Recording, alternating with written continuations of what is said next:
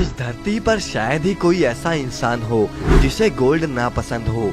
सोने के भाव से जहां आप 1 किलो सोने से सन 2010 में इनोवा गाड़ी खरीद सकते थे, वहीं आज के टाइम पर 1 किलो सोने से BMW कार भी खरीदी जा सकती है। अब जब सोना इतना कीमती मेटल है तो हमारी पृथ्वी पर तो सोचिए क्या होगा अगर किसी इंसान के हाथ एक ऐसा पत्थर लग जाए जिसे छूते ही वो चीज सोने में बदल जाए। वैसे असल जिंदगी में भी ये पत्थर मौजूद है और इस पत्थर को पारस पत्थर के नाम से जाना जाता है। कहा जाता है कि पारस पत्थर को देखने और इस्तेमाल करने वाले इस दुनिया में ज्यादा देर तक जिंदा नहीं रहे। आज की इस वीडियो में हम आपको पारस पत्थर के कुछ ऐसे किस्से सुनाएंगे जिससे शायद आपको पता चल जाए कि पारस पत्थर आज कहाँ है। तो चलिए वीडियो को शुरू करते हैं। अब दोस्तों, पारस पत्थर की पहली कहानी है मध्य प्रदेश के भोपाल में स्थित रायसेन के किले की। लोगों का मानना है कि रायसेन के किले के राजा के पास ये पत्थर मौजूद था। इस पत्थर के लिए कई सारे युद्ध हुए। अब एक टाइम ऐसा आया कि राजा को ऐसा लगा कि वो अब इस पत्थर को नहीं बचा पाएगा, इसीलिए उन्होंने इस पत्थर को किले के तालाब में फेंक दिया। इस युद्ध में राजा जीत नहीं पाए। अब बाद में कई राजाओं ने यहाँ पर खुदाई करवा के उस पत्थर को ढूंढने की बहुत कोशिश करी, लेकिन वो पत्थर नहीं मिला। आज भी बहुत सारे लोग वहाँ पर उस पत्थर को ढूंढने जाते हैं और कहा जाता है कि कई लोग तो उसमें से पागल भी हो चुके हैं।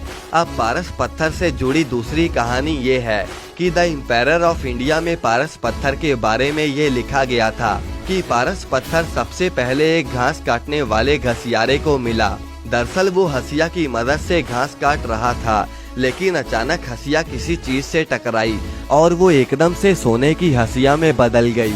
अब सोने की हंसिया देखकर वो डर गया, क्योंकि अगर ये बात राजा को पता चली तो वो उसे जेल में डाल देगा। अब इसी के डर से वो आदमी मंडल लोहार के पास गया और उसे कहा कि वो उसे एक लोहे की हंसिया दे दे और बदले में वो सोने की हंसिया ले ले। अब मंडल लोहार तो पहले से ही बड़ा चालाक था। उसने घसियारे से सोने की हंसिया तो ले ही ली, लेकिन साथ ही में उससे उस जगह का भी पूछ लिया। अब जगह पता चलने पर वो तुरंत वहीं जाकर वो पत्थर ढूंढने लगा और कुछ समय ढूंढने के बाद ही उसे वो पत्थर मिल गया। वो एक ऐसी चीज थी जिसे अगर कोई भी चीज को टच कराया जाए तो वो सोने में बदल जाती थी। अब लोहार ने भी धीरे धीरे अपनी सभी चीजों को सोने में बदलना शुरू कर दिया। अब मंडल लोहार एक शाहूकार बन गया और उसके पास पैसों की कोई कमी नहीं थी। मंडल लोहार की एक बेटी थी और उसने जब अपनी बेटी की शादी करी तो उसने अपनी बेटी की शादी में दहेज के तौर पर पारस पत्थर दिया था। अब राजकुमार को ऐसा लगा कि मंडल लोहार दहेज में अपनी बेटी को सोने से लाद देगा। इस बात से वो बहुत नाराज था। अब रास्ते में नर्मदा नदी के किनारे जब एक जगह पर पालकी रुकी, तभी राजकुमार ने मंडल लोहार की बेटी से कहा कि तुम्हारे पिता कितने कंजूस हैं, उन्होंने तो एक भी सोने का हार तक नहीं दिया। अब ये बात सुनकर लोहार की बेटी ने राजकुमार को पारस पत्थर दिया और कहा कि ये सिर्फ तुम्हारी नहीं बल्कि तुम्हारे आने वाली 7 पीढ़ियों की धन की कमी को दूर कर देगी। अब राजकुमार को ये साधारण पत्थर लगा और उसने पारस पत्थर को नर्मदा नदी में गुस्से से फेंक दिया। अब ये देखकर उसकी पत्नी बोली कि ये तुमने क्या कर दिया। ये वही पत्थर था जो कि दुनिया की कोई भी चीज को सोने में बदल देता है। अब सच्चाई जानकर राजकुमार बहुत रोया और उसने अपने सैनिकों की मदद से नदी का चप्पा चप्पा छान मारा, लेकिन उसे वो पत्थर दोबारा कहीं नहीं मिला।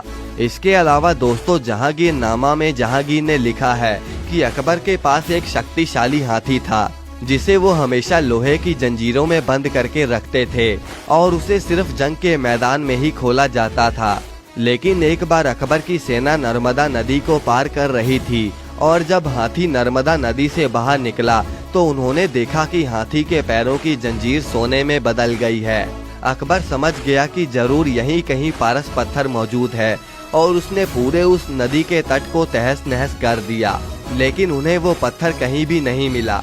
दोस्तों, वैसे आपको क्या लगता है कि क्या सच में पारस पत्थर जैसी कोई चीज इस दुनिया में मौजूद है भी या नहीं? कमेंट करके हमें जरूर बताएं और इस वीडियो को लाइक करके चैनल को सब्सक्राइब करना ना भूलें।